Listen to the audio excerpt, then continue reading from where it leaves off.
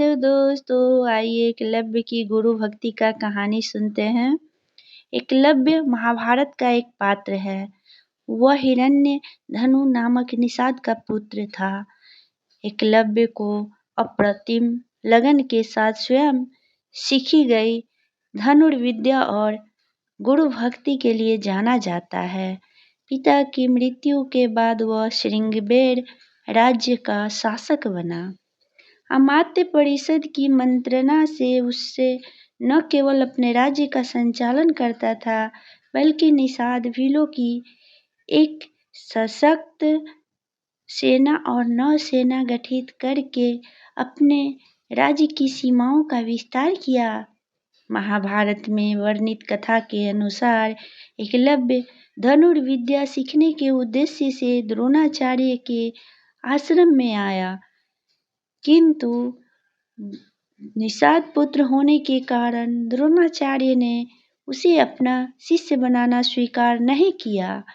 निराश होकर एकलव्य वन में जाकर उसने गुरु द्रोणाचार्य की एक मूर्ति बनाई और उस मूर्ति को गुरु मानकर धनुर्विद्या का अभ्यास करने लगा। एकाग्रचित से साधना करते हुए अल्पकाल में ही वह धनुर्विद्या में अत्यंत निपुण हो गया। एक दिन पांडव तथा कौरव राजकुमार गुरु द्रोण के साथ आखेट के लिए उसी वन में गए जहाँ पर एकलव्य धनुर्विद्या का अभ्यास कर रहा था। राजकुमारों का कुत्ता भटक कर एकलव्य के आश्रम में जा पहुंचा। एकलव्य को देखकर वह भौंकने लगा। कुत्ते के भौंकने से एकलव्य की साधना में बाधा पड़ रही थी, अतः उसने अपने बाणों से कुत्ते का मुंह बंद कर दिया। एकलव्य ने इस कौशल से बाण चलाए थे कि कुत्ते को किसी प्रकार की चोट नहीं लगी। कुत्ते के लौटने पर कौरव, पांडव तथा स्वयं द्रोणाचार्य धनु कौशल देखकर दंग रह गए और बाण चलाने वाले की खोज करते हुए एकलव्य के पास पहुंचे। उन्हें यह जानकर और भी आश्चर्य हुआ कि द्रोणाचार्य को मानस गुरु मानकर एकलव्य ने स्वयं ही अभ्यास से यह विद्या प्राप्त की है।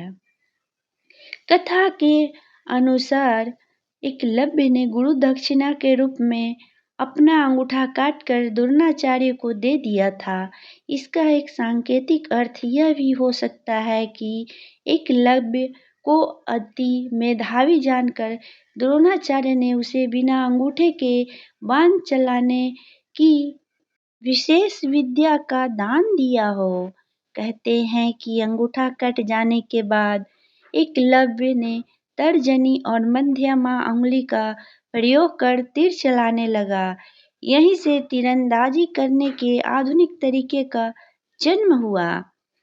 निस्संदेह यह बेहतर तरीका है और आजकल तीरंदाजी इसी तरह से होती है।